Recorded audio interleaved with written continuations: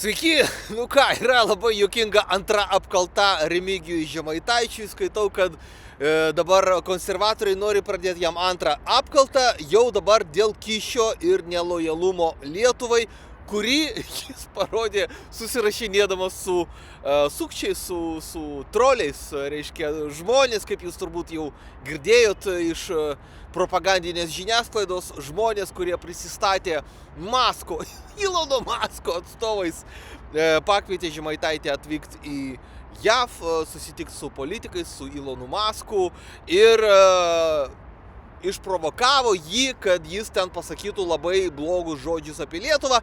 Na, iš tikrųjų, tokius blogus, kokius aš kasdien sakau.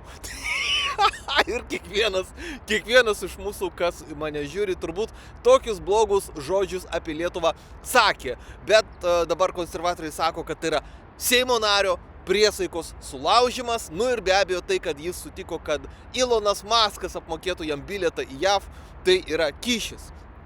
Kyšis, nusikaltimas ir Žemaitaitis pagautas. Jis su žmona atvyko į oro uostą su tais atseit bilietais į Ameriką, susitiks su Masku ir tada paaiškėjo, kad bilietai yra padirbti, kad tai yra netikri bilietai. Aišku, apgavo kaip vaiką ir tai yra juokinga.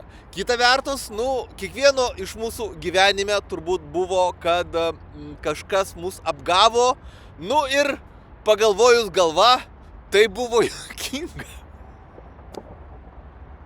Ką aš galiu pasakyti? Bet nepaisant to, kad Žemaitaitis be abejo apsižioplino,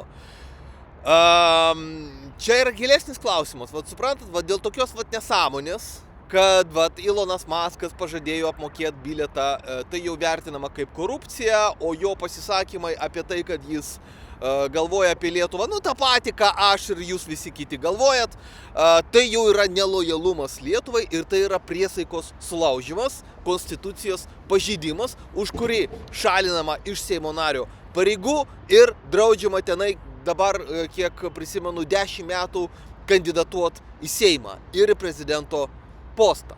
Tai klausimas yra gilesnis dėl to, kad kas yra ta priesaika. Ta priesaika iš tikrųjų yra šūdas, tai yra žodžiai apie nieką. Apie tai, kad prisiekiu ten būti ištikimas Lietuvai, tautai, tarnaut. Tai yra žodžiai, kurie nieko iš tikrųjų nereiškia. Tai yra bendri, abstraktus žodžiai apie gerą, apie tai, kad kažkas bus gerai. Ir iš tų bendrų, nieko nereiškiančių žodžių po to išvedamas konkretus sprendimas. Ir šitas konkretus sprendimas visada yra prieš opoziciją, nes kad tu apkaltos būdu pašalintum Seimo narį iš Seimo, tai turi būti Seimo dauguma.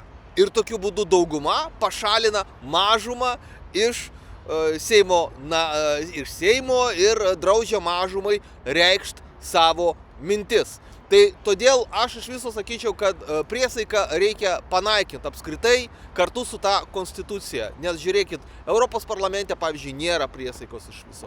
Daug kur pasaulyje parlamentuose nėra priesaikos. Ir jos nėra dėl to, kad tai yra nesąmonė. Tai yra abstraktų žodžiai, prisiekiu būti geras žmogus. Ir po to paaiškėja, kad tu negeras ir tave už tai pašalina. Suprantat, tai yra šūdas ta priesaika yra. Ja reikia priesaiką panaikinti, o ne Žemaitaičio mandatą. Prisirašykite prie mano kanalo, o jeigu jums reikia parašyti skundą į Europos žmogaus teisių teismą arba aukščiau į Jungtinių tautų organizacijos teisminės institucijas, parašykite man e-mailą